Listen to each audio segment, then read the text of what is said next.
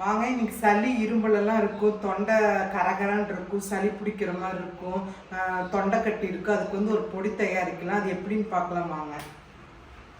திப்பிலி 50 gram, அரத்தை 50 gram, பனக்கற்கண்டு 100 gram, அதிமதுரம் 50 gram, தாளிச்சப்பத்திரி 50 gram. இந்த பொடியெல்லாம் வந்து இரும்பு வடிச்சட்டில் ஒவ்வொன்றா நம்ம தனியாக வறுத்துக்கணும். எப்படி வறுக்கலாம் பார்க்கலாம் வாங்க எப்படிங்கிறத பார்க்கலாம்.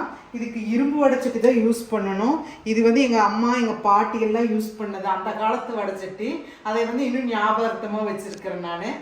வாங்க எப்படி செய்யலாம்னு பார்க்கலாம். இப்போ வந்து திப்பிலி போடுறேன். இது வந்து சூடாகிற அளவுக்கு இப்படி வறுத்தா போதும்.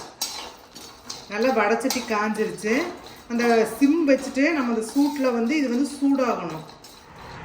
இப்போ லேசாக சூடாயிடுச்சு. இந்த திப்பிலியே நம்ம ஒரு தட்டில் எடுத்து வச்சுக்கிறோம்.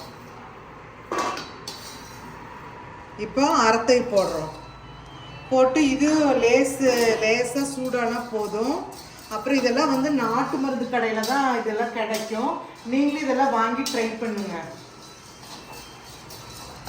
இப்போ அரத்தை வந்து சூடாயிடுச்சு. நம்ம ஒரு இதில் கப்பில் எடுத்து வச்சுக்கிறோம். இப்போ தாளிச்ச பத்திரியை நம்ம அடைச்சட்டில் போடுறோம். இதையும் சூடாகிற அளவுக்கு வறுத்தா போதும். இப்போ ரெடி ஆயிடுச்சு. இதையும் ஒரு கப்பில் நம்ம எடுத்து வச்சுக்கிறோம். அதிமதுரத்தை போட்டு நம்ம சூடு பண்ணணும். எல்லாம் லைட் சூடானா போதும். இது நாட்டு மருந்து கடையில் நீங்களும் வாங்கி இதெல்லாம் ட்ரை பண்ணுங்கள். இரும்பலுக்கெல்லாம் எல்லாமேத்துக்கும் நல்லது இது. இப்போ அதிமதுரமும் சூடாயிருச்சு. அதையும் நம்ம ஒரு கப்பில் எடுத்து வச்சுக்கிறோம். பனக்கற்கண்டு இப்போ வந்து எல்லாம் தனித்தனியாக வறுத்து எடுத்தாச்சு. இதை வந்து தனித்தனியாக நம்ம அரைச்சிட்டு எல்லாத்தையும் ஒன்றா சேர்ந்து அரைச்சிட்டு அதுக்கப்புறம் வந்து பனக்கற்கண்டையும் சேர்த்து அரைச்சிக்கணும். அது எப்படின்னு காமிக்கிற வாங்க. இப்போ இந்த பொடியெல்லாம் அரைச்சாச்சு. பாருங்கள், இந்த மாதிரி தான் அரைக்கணும். இந்த மாதிரி இதில் தான் இப்படி தான் அரைக்கணும்.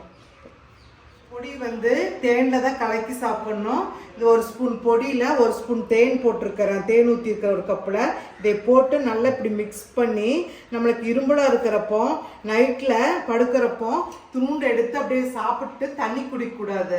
இது சாப்பிட்டு அப்படியே படுத்துக்கணும். அதே மாதிரி காலையில் எழுந்திரிச்சு ப்ரஷ் பண்ணிவிட்டு ஒரு ஸ்பூன் எடுத்து நீங்கள் சாப்பிட்டீங்கன்னா இரும்பல் தொண்டை கட்டுறது, இந்த சளி இரும்பல்னால ரொம்ப கஷ்டப்படுறவங்க எந்த டைம்னாலும் இந்த பொடி எடுத்து தேனில் கலக்கி சாப்பிட்டுக்கலாம்.